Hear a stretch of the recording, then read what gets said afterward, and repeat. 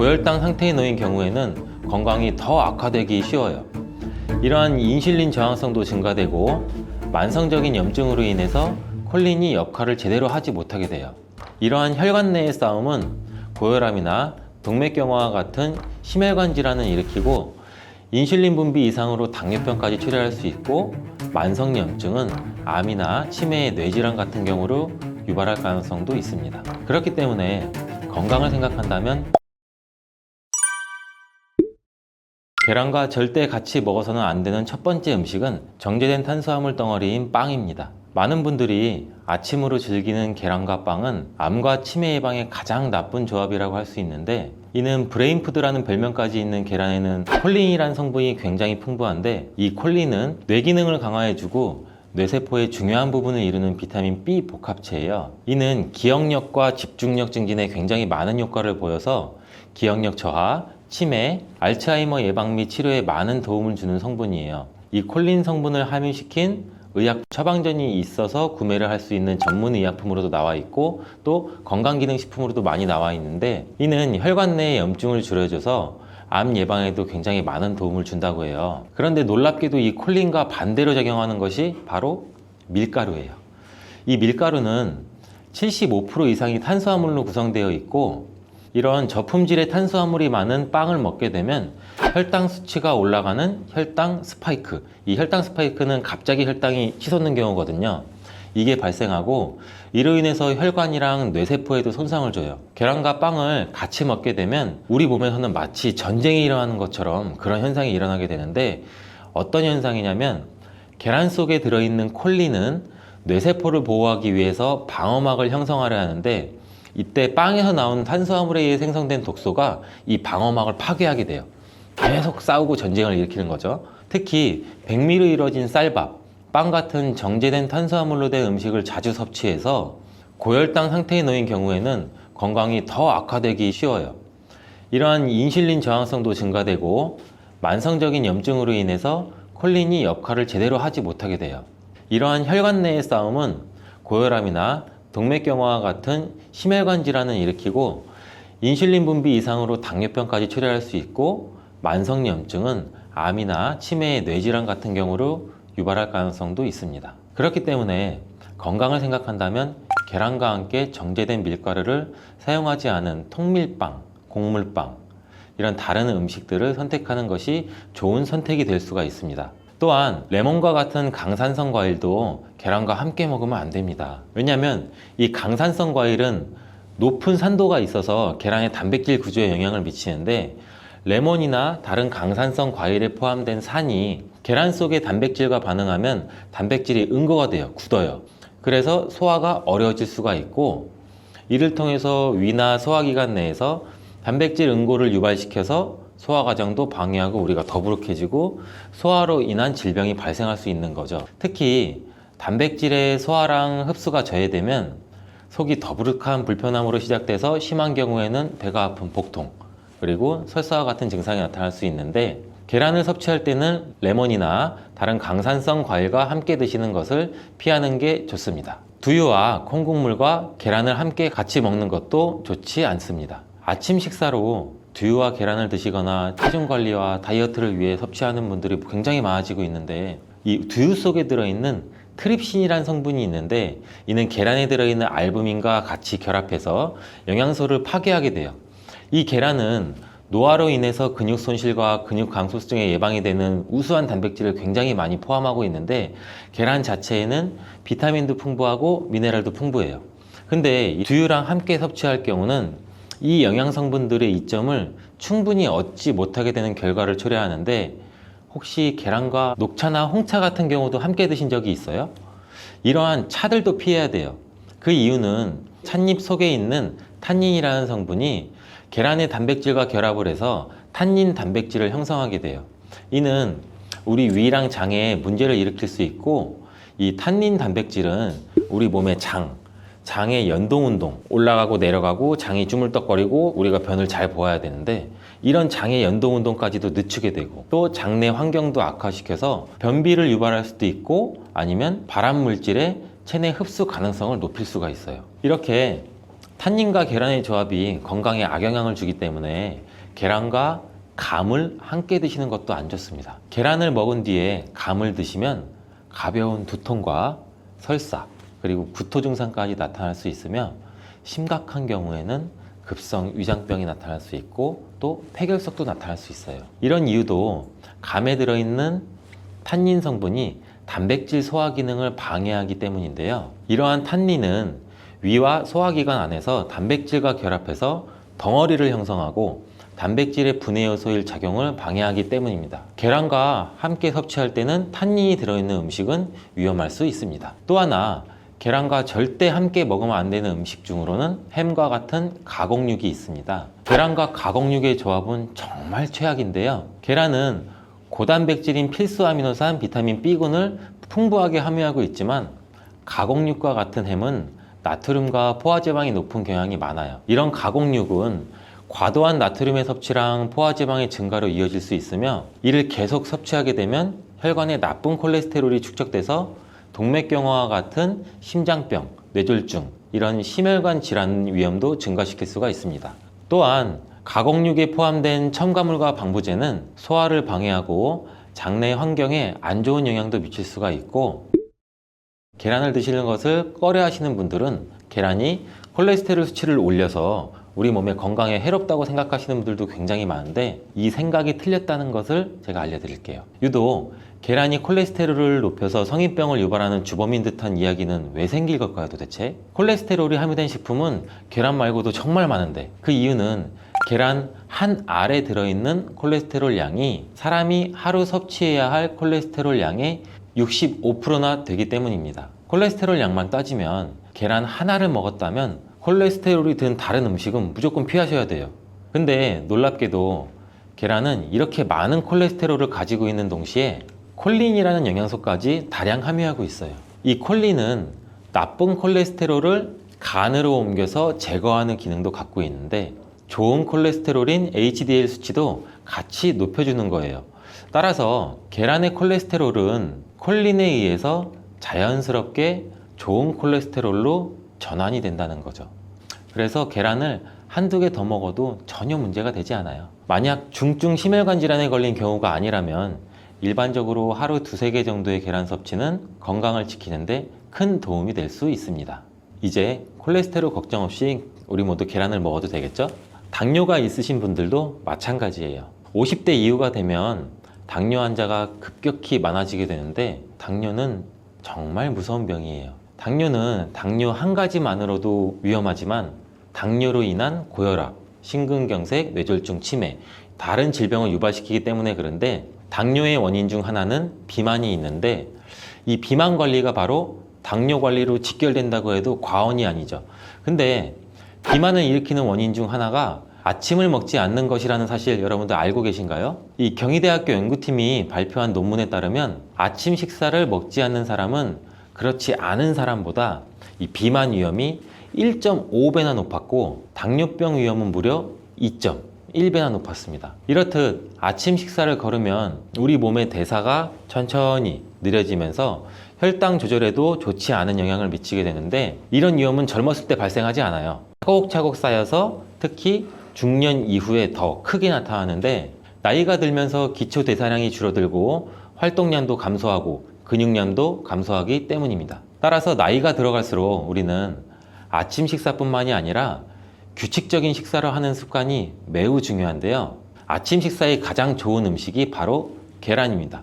계란에는 우리 몸에 꼭 필요한 다양한 영양소가 풍부하게 들어있기 때문인데 특히 당뇨 때문에 고생하시는 분들 굉장히 많으시죠. 이 당뇨 때문에 고생하시는 분들에게는 최고의 식품이라고 할 수가 있어요. 우선 계란에는 고품질의 단백질이 굉장히 많이 들어있는데 계란 한 개에 약 6g 정도가 들어있고 이 단백질이 포만감도 오래 유지시켜줘서 과식도 예방하는 데 굉장히 많은 도움이 되고 또 이 단백질은 혈당을 조절하는 호르몬인 인크레틴이라는 호르몬 분비를 촉진시켜서 식후 혈당이 급격히 상승하는 혈당 스파이크도 억제하고 안정적으로 유지하는 데 굉장히 효과가 좋습니다. 이뿐 아니라 계란 노른자에 있는 비타민 D, 비타민 B, 콜린 등 중요한 영양소들이 풍부하게 들어있어 비타민 D는 인슐린 분비와 감수성을 높이고 면역력도 길러주고 콜린은 간 건강에 도움을 줘서 지방간을 예방하는 데 굉장히 효과적인 성분입니다. 이 지방간은 비만과 당뇨의 위험 요인 중 하나인데,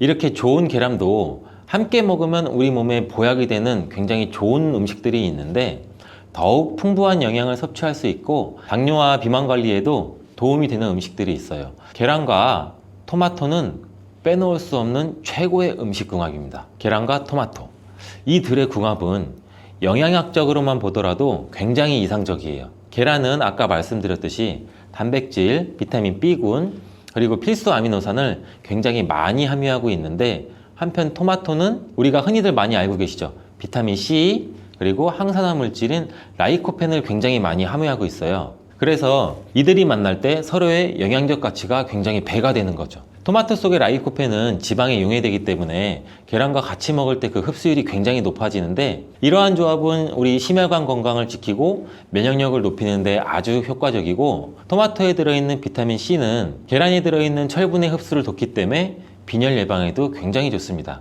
우리 철분제 드실 때 흔히 비타민 C와 같이 섭취하라고 말씀드리잖아요.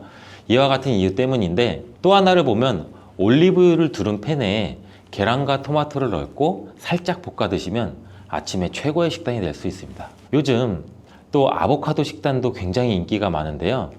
흔히 지중해 식단 이렇게 말씀을 많이들 하고 계시죠. 계란과 아보카도도 굉장히 좋은 궁합인데, 계란에는 매번 말씀드리지만 굉장히 많은 영양소가 있는데, 아보카도에 함유된 건강에 좋은 지방산, 특히 오메가3 지방산과 비타민 E를 많이 갖고 있어 이 두 가지 재료가 만나면 서로가 영양적 시너지가 굉장히 폭발합니다. 이 아보카도 속의 건강한 지방은 계란이 단백질 흡수를 더욱 좋게 하고 흡수율을 더욱 높입니다. 또 계란 속에 있는 비타민과 무기질은 아보카도의 지방산을 흡수하는 데 도움을 주고, 이러한 조합은 심혈관 질환 그리고 뇌 건강에 굉장히 긍정적인 효과도 주고 전반적으로 건강을 굉장히 많이 향상시키는 효과도 같이 갖고 있는데, 이 아보카도와 계란을 함께 먹음으로써 식이섬유와 건강한 지방의 결합이 우리 몸의 포만감도 높이고 장내 환경을 굉장히 많이 개선을 시킬 수가 있습니다. 간단하게 아보카도와 계란 샐러드를 아침에 만들어 드시면 어떨까요? 계란을 또한 채소와 함께 드시면 비타민의 흡수율도 증가시킬 수가 있어요. 특히 호박을 섭취하면 부교감 신경을 활성화시켜서 마음을 안정시키고 또 불안감 및 긴장을 완화시켜 주는데 높은 효능을 발휘합니다. 스트레스는 만병의 근원이라고 하는데, 이 계란과 호박을 함께 드시면 스트레스는 물론 몸의 피로도 같이 줄여주기 때문에 비타민 A와 베타카로틴이 많은 호박을 섭취하면 또 눈 건강에도 굉장히 유익하다고 합니다. 계란에 함유된 루테인과 지아자틴과 같은 카로티노이드 성분과 함께 작용하여 강력한 항산화 효과를 발휘하고 망막을 보호하고 황반색소 밀도도 유지시키고 녹내장 또 퇴행성 안구 질환의 발병률도 낮춰줄 수 있습니다. 우리 흔히 많이 드시는 눈 영양제 조합을 보면은 루테인, 지아잔틴, 항산화 물질인 아스타잔틴, 또 베타카로틴과 이렇게 다 같이 구성이 되어 있는 걸 보셨을 거예요. 그 이유가 바로 여기에 있습니다. 최근에 시야가 뿌옇게 느껴지는 분들이 계란과 호박을 곁들인 식사를 하시면 더욱 좋답니다. 계란과 완벽하게 어울리는 다른 식재료 중 하나는 치즈가 있습니다. 치즈는 그 맛이 좋을 뿐만 아니라 영양학적으로도 계란과 아주 좋은데, 계란이 완전 식품으로 여겨질 정도로 여러 영양소를 가지고 있음에도 불구하고 상대적으로 칼슘 함량은 굉장히 낮아요. 근데 유제품인 치즈는 칼슘을 풍부하게 함유하고 있어서 이를 보완해 줄 수가 있죠. 특히 유제품 중에서는 치즈는 계란과 굉장히 잘 어울리는데, 치즈는 발효된 우유에서 만들어지면서 그 발효 과정에서 유산균이 작용해 단백질 함량이 감소해서 과다한 단백질의 섭취를 피하면서도 서로 영양적 혜택을 굉장히 많이 보완할 수가 있어요. 이 사과도 계란과 정말 잘 어울리는 식품인데, 다양한 영양소가 계란에 굉장히 균형 있게 포함되어 있는데, 이 비타민 C와 식이섬유가 상대적으로 적은 편이라는 점에서 사과가 이를 완벽하게 보완해 줄 수가 있어요. 사과는 비타민과 식이섬유가 많아서 장 기능을 활성화하고 배변을 원활하게 하는 데 기여할 뿐만 아니라 혈관에 누적된 해로운 콜레스테롤도 없애 동맥경화, 심장질환, 뇌졸중 등 심혈관 질환을 예방하는 데 도움을 많이 줘요. 특히 단백질 소화에 매우 이롭다는 점에서 계란 섭취 후 소화가 약간 더부룩하게 느껴지시는 분들이라면 이때 사과를 드신다면 소화액 분비를 촉진시켜서 소화를 도움을 줄 수 있습니다. 오늘도 똑똑하고 건강한 식습관을 위해 노력해보면 어떠신가요? 건강한 습관이 나를 만든다. 잊지 않기를 바라겠습니다. 시래기에는 항산화 작용을 하는 비타민C와 베타카로틴이 들어있어서 간 건강에 매우 좋은데요. 비타민C는 보통 과일에 많이 함유가 되어 있다고 생각하실 텐데 시래기에도 비타민C가 풍부하게 함유가 되어 있어요. 비타민C는 강력한 항산화 작용을 가지고 있어서 우리 몸에 유해한 자유라디칼을 중화시키고 특히 간은 우리 몸의 해독기관으로 해독작용을 잘하려면 항산화 물질이 필요한데 시래기를 섭취하면 이러한 항산화 성분들이 간의 해독작용을 도와줘서 간 기능을 강화하는 데 또 효과를 볼 수가 있죠. 또 시래기에는 미네랄인 칼륨 성분과 마그네슘도 풍부하게 함유하고 있어서 간 기능을 지원하고 우리 몸에 독소를 제거하는 데도 도움을 줄 수가 있어요. 여러분 시래기 다들 좋아하시나요? 저는 된장국 중에서 시래기를 넣은 시래기 된장국이 제일 맛있더라고요. 겨울철에 자주 먹는 음식 재료인 이 시래기는 예로부터 우리 한국인의 밥상에 올라온 식재료라 매우 친숙하죠. 시래기는 주로 무청이나 배추잎을 말려서 만든 거로 과거 우리나라가 가난하던 시절에 겨울철 채소로 밥상에 중요한 역할을 해왔을 뿐 아니라 지금은 그 특유의 향과 식감으로 꾸준히 많은 사랑을 받고 있는데요. 시래기는 맛뿐만 아니라 몸에 좋은 성분까지 가득한 식품이라는 거 알고 계시나요? 시래기의 놀라운 영양 성분과 효능 바로 알려드릴게요.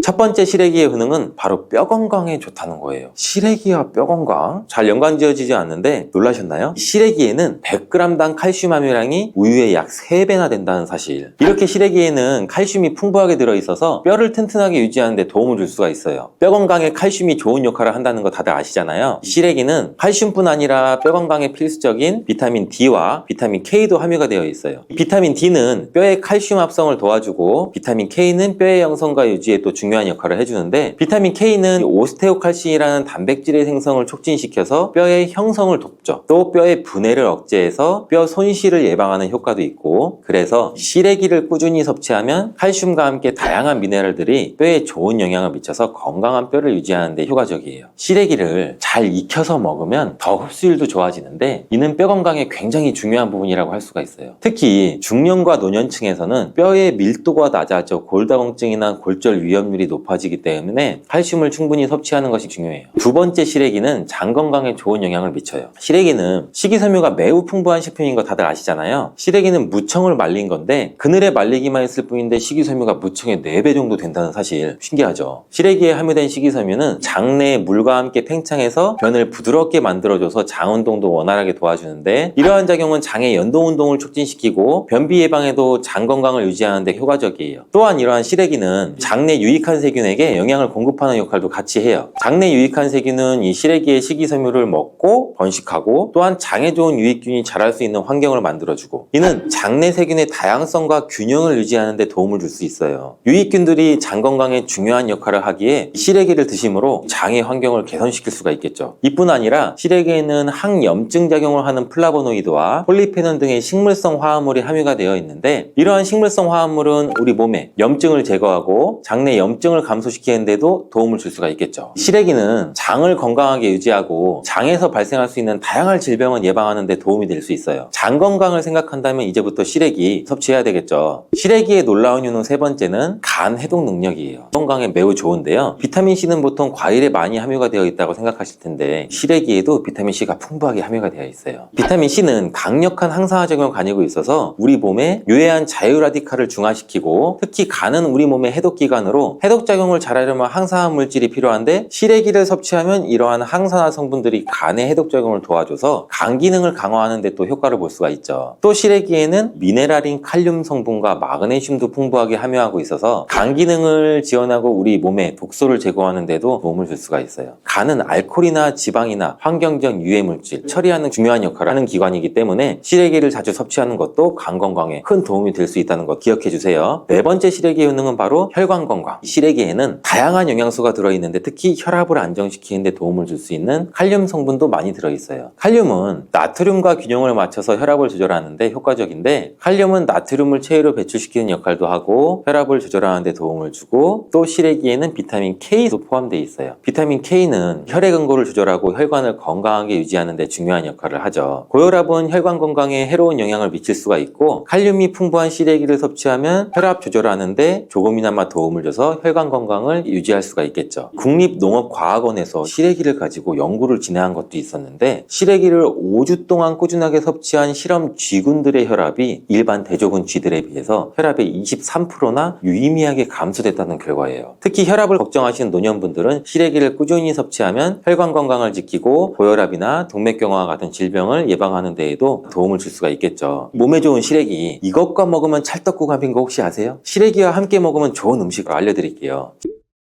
시래기와 잘 어울리는 음식 첫 번째는 두부예요. 시래기와 두부는 굉장히 잘 어울리는데, 두부는 식물성 단백질이 풍부하고 식이섬유, 비타민, 미네랄, 다양한 영양소가 풍부해서 시래기와 함께 먹으면 서로 보완되는 환상의 조합이죠. 두부의 부드러운 맛과 시래기의 아삭한 식감이 조화를 이뤄서 맛있고 건강한 한 끼를 완성할 수가 있겠죠. 시래기와 두부는 모두 뼈 건강에 좋고 단백질과 칼슘을 동시에 섭취할 수가 있어서 노년층에게서 특히 좋은 조합이라고 할 수가 있어요. 된장국을 끓이실 때 두부와 시래기를 넣어서 조리하면 고소한 된장과 부드러운 두부, 그리고 시래기의 식이섬유가 서로 조화를 이뤄서 소화도 잘 되고 영양도 풍부하죠. 다른 조리 방법으로는 시래기 두부 찜도 있는데, 시래기와 두부를 함께 찜통에 찐 후에 간장이나 다진 마늘, 파, 참기름 등 양념을 넣어서 시래기에 잘 묻힌 뒤 양념된 시래기를 쪄둔 두부에 말아주는 거예요. 이렇게 요리해 두시면 부드럽고 고소한 맛이 일품이죠. 두 번째 시래기에 어울리는 이 환상의 궁합 음식은 바로 버섯이에요. 버섯은 저칼로리면서 식이섬유, 미네랄이 풍부한 음식인데 또 항산화 물질도 굉장히 많죠. 면역력 강화에도 매우 좋고 다이어트와 건강에도 좋은 음식이에요. 버섯에는 비타민 D가 풍부해서 뼈 건강에 좋고 항암 효과도 있다고 알려져 있고, 버섯 또한 칼륨이 함유되어 있어서 혈압을 조절하는 데 도움을 줄 수가 있어요. 시래기와 버섯을 함께 조리하면 서로의 영양이 보완되고 잘 결합돼서 더욱 건강한 요리를 만들 수가 있고, 시래기와 버섯을 함께 넣고 찌개나 국을 만들면 시래기의 깊은 맛과 버섯의 향긋하고 고소한 향이 어우러져서 맛도 좋고 영양도 가득한 한 끼가 될 거예요. 제가 추천하는 요리법은 시래기와 버섯을 밥에 함께 넣고 밥을 짓는 건데, 이렇게 밥을 짓게 되면 조리도 간편하고 고소한 맛과 식감이 어우러진 시래기 버섯밥이 완성돼요. 꼭 한번 드셔보세요. 이 세 번째, 시래기와 된장은 궁합이 굉장히 잘 맞아요. 많은 분들이 시래기 하면 된장국 떠오르는 거예요. 시래기 된장국은 많은 분들이 좋아하는 국인데, 된장국에 들어가는 된장을 콩을 발효시켜 만든 전통적인 한국의 발효식품이죠. 장 건강에는 매우 좋은 거 다들 아실 거고, 된장은 유산균이 풍부해서 장에 좋은 영향을 미치고 단백질과 다양한 아미노산을 함유하고 있는데, 시래기와 함께 먹으면 장 건강을 더욱 향상시킬 수가 있어요. 시래기는 부드럽고 고소한 맛을 가지고 있어서 된장과 함께 조리하면 이 된장의 구수한 맛과 시래기의 고소한 맛이 조화롭게 어우러지고, 된장의 그 짭짤한 맛이 시래기의 은은한 맛을 잘 살려줘서 된장찌개나 국에 시래기를 넣으면 깊고 풍부한 맛을 낼 수가 있어요. 두 음식의 조합이 장 건강을 지켜줄 뿐 아니라 맛있고 건강한 식사를 즐길 수 있게 해주겠죠. 이렇게 몸에 좋고 맛있는 시래기도 어떤 분들한테는 독이 될 수 있다는 거 아세요? 몸에 유익한 영양 정보도 중요하지만 섭취할 때 유의할 점도 꼭 아셔야 돼요. 시래기 섭취 시 주의해야 될 분은 바로 알려드릴게요. 시래기 드실 때 이런 분들은 꼭 주의해야 돼요. 첫 번째는 신장이 약하신 분이에요. 시래기는 칼륨이 많이 들어있다고 했잖아요. 몸에 유익한 작용을 하지만 한편으로는 신장이 약한 분들한테는 꼭 주의가 필요한데, 신장 기능이 약한 사람은 칼륨 섭취를 과도하게 되면 문제가 될 수 있어요. 칼륨은 신장에서 배출되기 때문에 신장 기능이 떨어진 분들은 시래기를 과도하게 섭취하지 않도록 주의해야 되고, 특히 고혈압이나 신장 질환이 있으신 분들은 전문가의 조언을 받는 것도 좋고 섭취량을 조절하는 것이 좋아요. 시래기를 드실 때 주의해야 하는 분 두 번째는 바로 소화기관이 약하신 분들이에요. 시래기는 식이섬유가 풍부한 식품으로 이 역시 몸이 건강한 분들한테는 유익한 성분인데, 소화기관이 약해지신 분들이 과도하게 섭취할 경우에는 위장에 부담을 줄 수가 있어요. 특히 장이 민감하신 분들은 식이섬유가 장을 과하게 자극하고 불편하지 않게 하기 위해서 과식하지 않도록 주의하는 게 좋고, 너무 많은 양을 먹으면 배가 불편하거나 소화불량을 일으킬 수 있기 때문에 적당히 섭취하는 것이 중요하다는 거 꼭 유의해 주세요. 먼저 오초라는 독초가 있는데 쑥과 굉장히 비슷해요. 해마다 오초를 섭취하시고 병원에 실려오시는 환자들이 많대요. 이 오초는 조선시대에는 사약을 만들 때 사용할 정도로 맹독을 가지고 있다고 하는데, 많이 자랐을 때는 쑥과 어느 정도 구분이 되지만 어린 잎인 새순은 쑥과 너무 비슷해서 이런 사고가 자주 발생되게 된다고 해요. 그리고 쑥은 아무 데서나 채취해서 드시면 안 되는데, 그 이유는 바로 중금속 때문이에요. 도심이나 하천, 도로변에서 채취한 쑥에서는 기준치 이상의 발암물질인 중금속이 검출이 되고, 쑥을 채취할 때는 각별히 주의하시고 웬만하면 안전하게 재배돼서 판매하는 쑥을 드시는 것을 권장드려요. 또한 이 쑥 자체에도 독성이 있어 주의가 필요한데,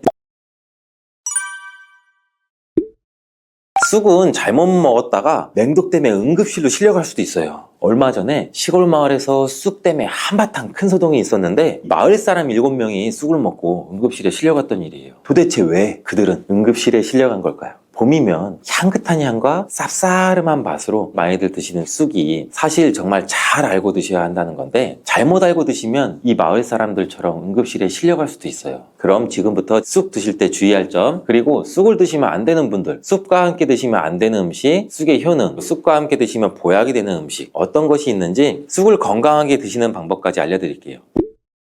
우리나라에 자라는 쑥의 종류가 40종이 넘고 쑥과 비슷하게 생긴 독초도 있어서 채취할 때 주의해야 되는데 먼저 오초라는 독초가 있는데 쑥과 굉장히 비슷해요. 해마다 오초를 섭취하시고 병원에 실려오시는 환자들이 많대요. 이 오초는 조선시대에는 사약을 만들 때 사용할 정도로 맹독을 가지고 있다고 하는데 많이 자랐을 때는 쑥과 어느 정도 구분이 되지만 어린 잎인 새순은 쑥과 너무 비슷해서 이런 사고가 자주 발생되게 된다고 해요. 그리고 쑥은 아무 데서나 채취해서 드시면 안 되는데 그 이유는 바로 중금속 때문이에요. 도심이나 하천, 도로변에서 채취한 쑥에서는 기준치 이상의 발암물질인 중금속이 검출이 되고 쑥을 채취할 때는 각별히 주의하시고 웬만하면 안전하게 재배돼서 판매하는 쑥을 드시는 것을 권장드려요. 또한 이 쑥 자체에도 독성이 있어 주의가 필요한데 소화기관이 약한 사람이 과다하게 섭취할 경우에 복통이나 설사, 문제가 발생할 수 있어요. 임산부가 쑥을 드시면 자궁 수축을 유발해서 조산이나 유산의 위험성도 증가시킬 수가 있고 쑥의 독성은 봄에 채취할 때보다 여름에 채취한 쑥에서 강하게 나타나게 돼요. 쑥의 독성으로 인해서 알러지를 일으킬 수 있는데 재채기나 콧물, 눈물이 많이 날 수가 있고 두드러기나 복통의 증상도 나타날 수가 있겠죠. 심하면은 호흡곤란도 생길 수가 있겠고 평소에 복숭아, 사과, 해바라기, 국화과 식물로 인해서 알레르기 반응이 있으신 분들은 특별히 주의하시는 걸 당부드려요. 몸에 열이 많은 분들도 쑥을 함부로 드시면 안 돼요. 쑥이 몸에 좋다고 해서 계피나 대추 또는 약재 같은 걸 넣어서 차로 끓여 드시기도 하고 물 대신 드시거나 쑥즙을 내어 드시는 분들도 많으신데 평소에 몸에 열이 많은 분들은 이렇게 드시면 안 돼요. 한의학 쪽에서는 생쑥은 따뜻하고 익힌 쑥은 뜨겁고 매운 성질을 갖고 있는 식물이라고 해요. 몸에 열이 많은 분들이 쑥을 저렇게 드시면 몸에 지나치게 많은 열이 발생해 오히려 부작용이 발생할 수가 있는데 게다가 열은 특히 가슴과 머리 쪽으로 올라가게 돼요. 이 열로 인해 혈압도 올라갈 수가 있겠고 심장질환의 원인이 될 수도 있겠죠. 이런 쑥을 드실 때는 함께 먹는 음식도 중요한데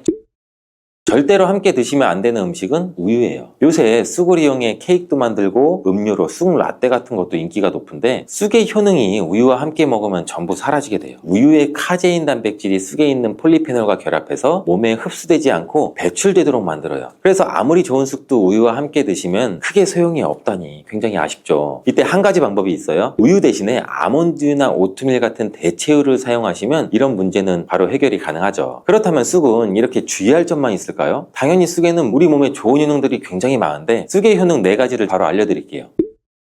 첫 번째 쑥의 효능은 염증 제거에 탁월한 효능을 발휘해요. 쑥은 예로부터 약초로 많이 사용돼서 왔고 현대 한의학에서도 쑥은 약재로 많이 사용되고 있죠. 특히 쑥은 민간요법으로 상처에 붙여 감염을 방지하거나 우리 혈관 내의 염증을 제거하는 데도 사용되고 이러한 쑥의 사용법은 과학적으로도 올바른 방법으로 또 인정을 받고 있어요. 이러한 항염증 효능은 쑥에 함유된 타닌 성분 때문인데 타닌은 몸속에 유해물질을 배출하는 데 도움을 주고 쑥 특유의 떫은 맛을 내는 역할도 해요. 항염, 항알러지 작용으로 아토피와 같은 알러지 체질을 개선하는 데도 도움을 줄 수가 있고 우리 혈액 정화 작용을 해주는 클로로필 성분이 풍부해서 혈관 내에 나쁜 콜레스테롤을 흡착해서 배출해줘서 혈액순환도 원활하게 해주죠. 이뿐 아니라 클로로필은 혈액 내에 해로운 병균을 제거해주는 백혈구의 수를 늘려 염증을 억제하는 데 탁월한 효능을 발휘해줘요. 두 번째 쑥의 효능은 당뇨 개선에도 탁월하죠. 쑥에는 이눌린이라는 수용성 식이섬유가 풍부한데 이 성분은 장에서 포도당의 흡수를 느리게 만들고 식후에 혈당이 급격히 오르는 것을 예방해주죠. 건강한 성인을 대상으로 한 최근의 연구에서는 이들이 쑥 추출물을 먹고 난 후에 식후 혈당이 눈에 띄게 낮아진 결과를 확인할 수 있었대요. 그리고 클로로겐산이라는 성분이 많아서 간에서는 포도당의 합성을 억제하고 근육에서는 포도당의 이용을 촉진을 해서 혈당 조절에 큰 역할을 해준다고 해요. 실제 연구에서도 클로로겐산은 공복 혈당과 당화혈 색소가 크게 낮아지고 인슐린 감수성이 높아진 사실도 밝혀졌어요. 근데 이 두 가지 성분보다 훨씬 더 중요한 성분이 있는데 그건 바로 시네올이라는 성분이에요. 이 시네올이 혈당 조절에 결정적인 역할을 하는데 췌장의 베타서포를 자극해서 인슐린 분비를 촉진시켜주고 말초 조직에서는 인슐린의 감수성을 높이는 역할을 해요. 시네올 말고도 쑥에는 이눌린, 클로로겐산, 폴리페놀 등 여러 생리활성 물질들이 복합적으로 작용해서 당뇨를 개선하는 효과를 나타내는 거예요. 세 번째 쑥의 효능은 몸을 따뜻하게 해주는 역할을 하죠. 당뇨 개선에도 도움을 주는 시네올은 특유의 향을 내며 몸을 따뜻하게 해주는 효과가 있어요. 시네올은 혈액순환을 촉진하고 면역력을 강화하는 데도 도움을 주고 특히 이 손발이 찬 수족 냉증을 개선하는 데도 효과적이죠. 신진대사를 원활하게 해줘서 생리통, 생리불순 등 여성질환을 완화시키는 데도 큰 역할을 해주죠. 쑥의 따뜻한 성질이 혈액순환을 촉진하고 자궁의 기능도 강화해주기 때문이에요. 네 번째 쑥의 효능은 장을 건강하게 해서 변비를 예방하고 소화불량을 해결하는 데 도움을 줄 수 있는 거죠. 이 쑥에는 시금치보다 무려 3배나 많은 식이섬유를 갖고 있어서 장운동을 촉진시키고 변비나 숙변 제거에도 탁월해요. 또한 시네올은 위장점막의 염증도 완화하고 위장 내 유해균을 제거해서 소화장애도 예방하는 데 도움을 주죠. 그리고 쑥에 함유된 비타민 A는 우리 장에 있는 점막도 보호해주고 장 건강을 유지하는 데 도움을 줘서 항산화 작용이 뛰어난 비타민 C도 장내 유해균을 제거해주고 장내 환경도 건강하게 해줄 수가 있죠. 평소 소화가 잘 되지 않는 분은 쑥을 섭취하셔서 답답하고 더부룩한 증상을 해결하면 정말 좋겠죠. 근데 쑥을 드실 때 쑥만 드시는 게 아니잖아요. 다른 음식들과 같이 드시는데 쑥도 궁합이 맞는 음식이 따로 있다는 거 제가 지금 알려드릴게요.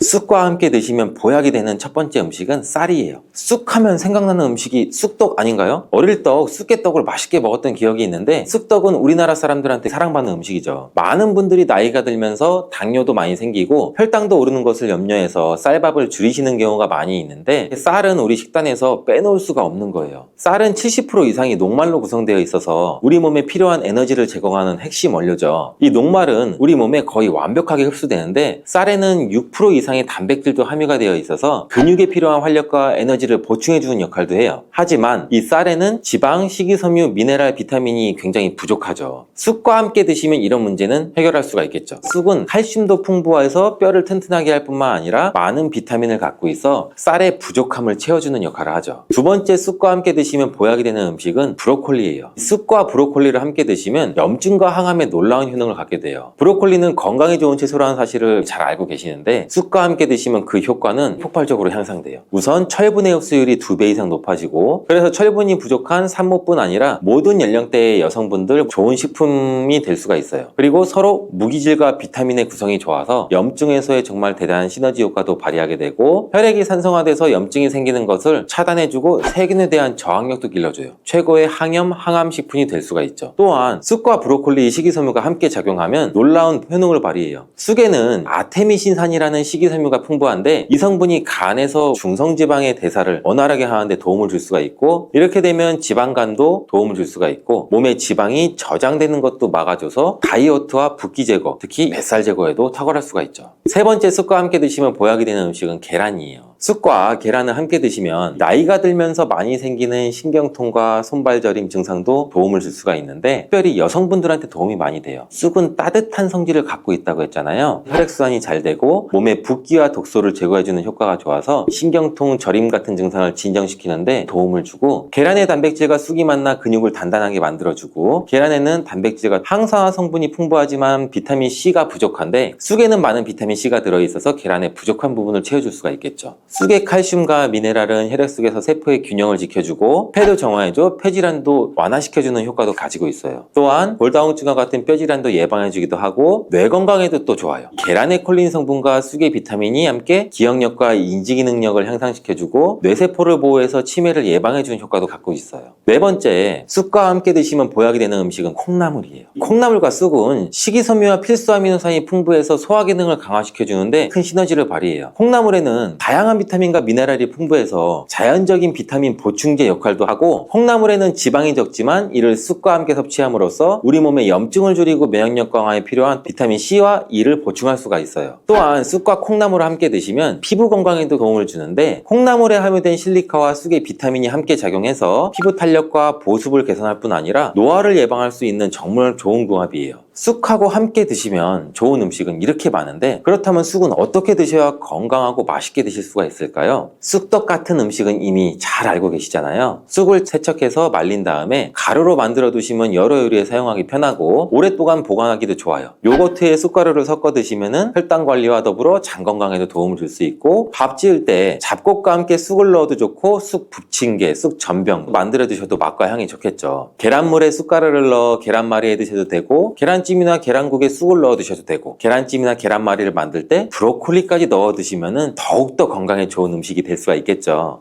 두릅과 같이 표고버섯도 독특한 향과 맛, 그리고 풍부한 영양소를 함유하고 있는데, 표고버섯 하면 항암식품 굉장히 유명하잖아요. 두릅 또한 암 환자들의 식단에 꼭 들어가는 식재료예요. 두릅에 함유된 사포닌과 셀레늄이라는 성분이 암세포의 증식을 억제하기 때문인데, 한 연구에서 셀레늄을 꾸준히 섭취한 사람들의 암 발생 확률이 약 40% 이하로 나타났고, 암으로 인한 사망률도 50% 이하였다는 보고도 있어요. 표고버섯에도 항암 성분이 풍부해서 암 억제 효능이 뛰어난데, 특히 대장암과 위암, 췌장암의 예방에 탁월한 효능을 발휘하는 것으로 알려져 있죠. 쌉쌀한 맛과 향긋한 봄향이 나는 두릅은 당뇨 예방, 혈관 청소, 염증 제거, 면역력 증진, 항암 작용, 관절염 방지, 몸에 좋은 효능들이 정말 많아요. 그런데 두릅에 대해 10명 중 9명은 이걸 잘 모르시더라고요. 바로 두릅을 먹는 방법에 따라 두릅에 있는 영양 성분을 거의 흡수하지 못할 수도 있고 오히려 건강을 해칠 수도 있다는 거예요. 두릅의 효능, 그리고 그 효능을 극대화시키는 방법, 두릅과 함께 먹으면 좋은 음식, 두릅의 요리의 특급 조리법, 두릅 먹을 때 주의할 점까지 두릅에 대한 모든 것 알아볼게요.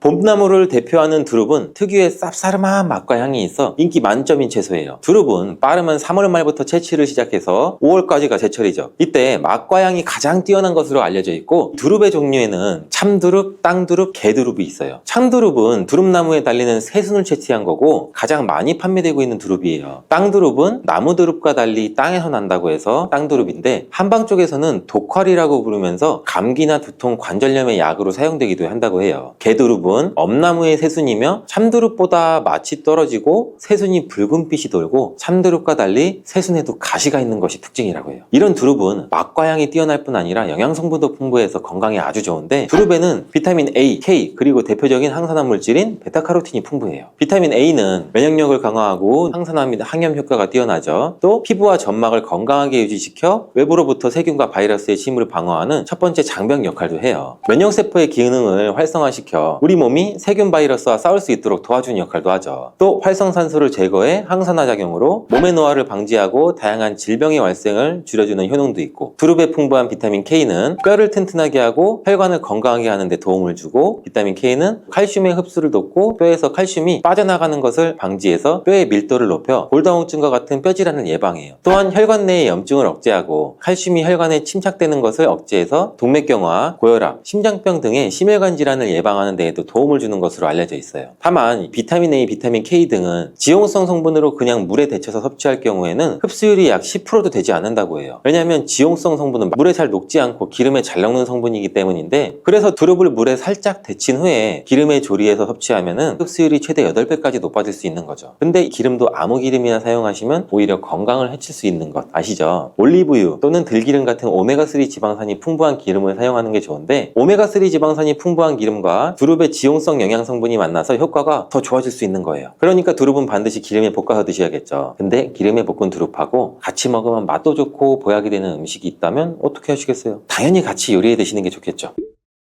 첫 번째는 바로 소고기예요. 이 두릅과 소고기는 최고의 음식궁합으로 영양학자들이 손꼽는 조합이래요. 소고기의 불포화 지방산이 두릅의 풍부한 비타민과 철분, 마그네슘 등의 무기질을 흡수하는 데 도움을 주고, 두릅의 부족한 단백질을 소고기가 보충해주고, 소고기에는 단백질이 풍부한 장점도 있지만 콜레스테롤이 많아 혈관 건강에 안 좋은 단점도 있대요. 쌉쌀한 맛을 내는 두릅의 사포닌 성분이 유해 콜레스테롤을 녹여서 배출시켜주는 역할을 하고, 소고기의 단점을 보완해주고, 또 사포닌은 포도당의 생성을 억제해서 혈당을 낮춰줄 뿐만 아니라 인슐린 분비를 활성화시켜줘서 당뇨를 예방하는 데도 탁월한 효능이 있죠. 그리고 소고기에는 단백질뿐 아니라 우리 몸에 필요한 필수 아미노산이 풍부하게 함유되어 있고, 두릅의 식물성 단백질과 소고기의 동물성 단백질의 조화로 근육을 탄탄하게 하고 에너지를 풍부하게 공급해줘서 피로회복에도 도움을 주는 천연 자양강장제가 되는 거예요. 소고기 하면 철분이 많다는 거 아시잖아요. 소고기의 철분은 이 혈액 생성에 필수적인 성분이고 폐에서 산소를 운반하는 역할을 하는 아주 중요한 역할을 하는데, 이 철분이 두릅의 비타민과 만나 만나게 되면 몸속에서 약 100여 가지 이상의 효소 반응에 관여해서 특히 이 뇌로 가는 혈관 속에 산소를 공급하는 데 도움을 줘요. 이 효능으로 기억력 상상과 인지기능력을 향상시키고 치매 예방과 뇌 건강에 탁월한 효능을 발휘하게 되는 거죠. 소고기와 두릅의 특급 레시피 알려드리겠습니다. 먼저 잘 다듬은 두릅을 끓는 물에 약 30초 정도만 데쳐주고요. 그리고 얇게 저민 소고기에 두릅을 올려서 김밥처럼 돌돌 말아줘요. 올리브유를 두른 팬에 소고기 말이 두릅을 익혀주죠. 그리고 마지막으로 접시에 올린 후에 들기름을 살짝 둘러주시면 들기름의 고소함과 두릅의 향긋한 향이 어우러진 고급 요리가 완성되죠. 두 번째, 두릅과 함께 먹으면 좋은 음식은 두부죠. 50대 이상 나이가 들수록 두부의 섭취는 정말 중요한데 두부는 기본적으로 이 단백질이 풍부하죠. 이뿐 아니라 리놀렌산, 레시틴, 피토스테롤 등의 성분이 풍부해서 우리 몸 안의 콜레스테롤 수치를 낮춰주고 혈액순환을 원활하게 해서 혈관 질환도 예방할 수가 있죠. 두부는 체력과 근력을 유지하는 데 큰 도움을 주는데 바로 두부의 이 풍부한 단백질 때문이죠. 근육은 매일 일정량이 새로운 근육으로 대체되기 때문에 매일 단백질을 공급을 해줘야 돼요. 우리 몸에 단백질을 공급해주기에 정말 유용한 음식이 또 두부인데 이때 두릅과 함께 먹으면 효과가 극대화돼요. 두릅은 몸 안의 염증을 억제해서 관절염과 류마티스 관절염 등등의 염증성 질환도 예방해주고 염증으로 인한 통증도 개선하는 데 도움을 줄 수 있다고 해요. 또한 두릅은 무릎 연골을 보호하기도 하는데 이렇게 두부와 두릅을 함께 섭취하면 50대 이후에 나타나는 근손실과 관절 통증, 염증으로 인한 문제들을 예방하는 데 도움을 줄 수가 있죠. 두부와 두릅을 함께 드실 수 있는 조리법도 알려드릴게요. 두릅을 끓는 물에 30초 정도 데쳐줘요. 두릅을 반을 갈라 한쪽 면을 납작하게 해주죠. 두부는 두릅의 크기에 맞게 약간 길게 잘라주시고 기름을 두른 팬에 올려줘. 그 위에 두릅을 올려줘서 계란물을 숟가락을 이용해 두릅과 두부 위에 부어주죠. 그 후 앞뒤로 잘 붙여주면 두부 두릅전이 완성이에요. 세 번째, 두릅과 함께 먹으면 좋은 음식은 표고버섯이에요. 두릅과 같이 표고버섯도 독특한 향과 맛 그리고 풍부한 영양소를 함유하고 있는데 표고버섯 하면 항암식품 굉장히 유명하잖아요. 두릅 또한 암 환자들의 식단에 꼭 들어가는 식재료예요. 두릅에 함유된 사포닌과 셀레늄이라는 성분이 암세포의 증식을 억제하기 때문인데 한 연구에서 셀레늄을 꾸준히 섭취한 사람들의 암 발생 확률이 약 40% 이하로 나타났고 암으로 인한 사망률도 50% 이하였다는 보고도 있어요. 표고버섯에도 항암 성분이 풍부해서 암 억제 효능이 뛰어난데 특히 대장암과 위암, 췌장암의 예방에 탁월한 효능을 발휘하는 것으로 알려져 있죠. 이런 표고버섯과 두릅을 함께 섭취할 때는 항암 효과에도 도움을 줄 수 있고 항암 효과뿐만 아니라 콜레스테롤 수치를 낮추고 면역력을 강화시키는 데에도 탁월한 효능을 발휘하죠. 두릅과 표고버섯을 맛있게 드실 수 있는 조리법도 알려드릴게요. 끓는 물에 30초 정도 데친 두릅을 다져주죠.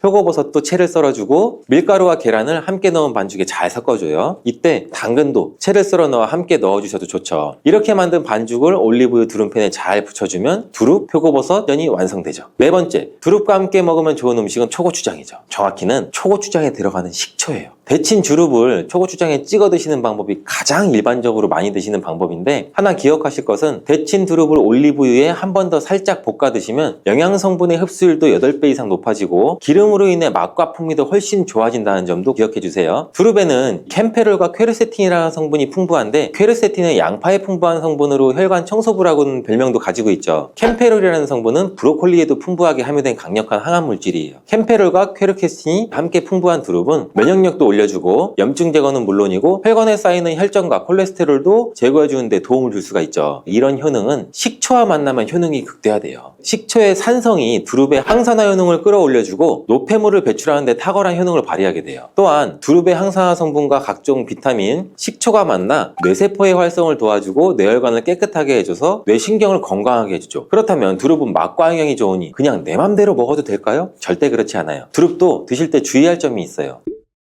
첫 번째로는 절대 생으로 드시면 안 돼요. 두릅은 어린 새순을 채취하여 섭취하기 때문에 부드러운 식감과 향긋한 향이 좋아서 생으로 드시는 분들이 계신데 두릅의 줄기에는 독성이 있어서 생으로 드시면 오히려 식중독을 유발할 수 있고 소화기관에 탈이 날 수가 있어요. 그리고 새순보다 많이 자라 채취 시기를 지나 크게 자라게 되면 뻣뻣한 줄기는 독성이 약 10배 이상 강해지기 때문에 절대 섭취하시면 안 돼요. 두릅을 안전하게 섭취하려면 반드시 끓는 물에 30초 정도 데치기만 해도 독성은 사라지게 돼요. 두 번째는 와파린 계열의 혈전 용해제를 드시는 분들은 두릅 섭취 시 주의하셔야 돼요. 이러한 혈전 용해제는 우리 몸의 혈액을 묽게 만들어주고 혈관 속에 혈전을 녹여주는 역할을 하잖아요. 근데 두릅에는 또 비타민 K가 풍부하다고 말씀드렸잖아요. 따라서 약을 복용하시는 분들은 두릅을 드셨다면 3시간 정도 후에 약을 드시는 게 좋고 과도하게 드시지 않도록 주의하는 게 좋아요. 세 번째, 두릅을 드실 때 주의사항은 통풍이 있으신 분들이에요. 통풍이란 간단히 단백질이 분해될 때 퓨린이라는 성분이 생성이 되는데 이 퓨린이 몸 밖으로 배출되지 않고 몸속에 남아 변환되면 되면서 뾰족한 결정을 이루고 관절을 망가뜨리고 극심한 통증도 유발하고 심하면 관절의 변형까지 일으키는 질환인데, 두릅에는 퓨린 성분이 풍부하기 때문에 통풍이 있으신 분들은 적당히 드시기를 추천드립니다.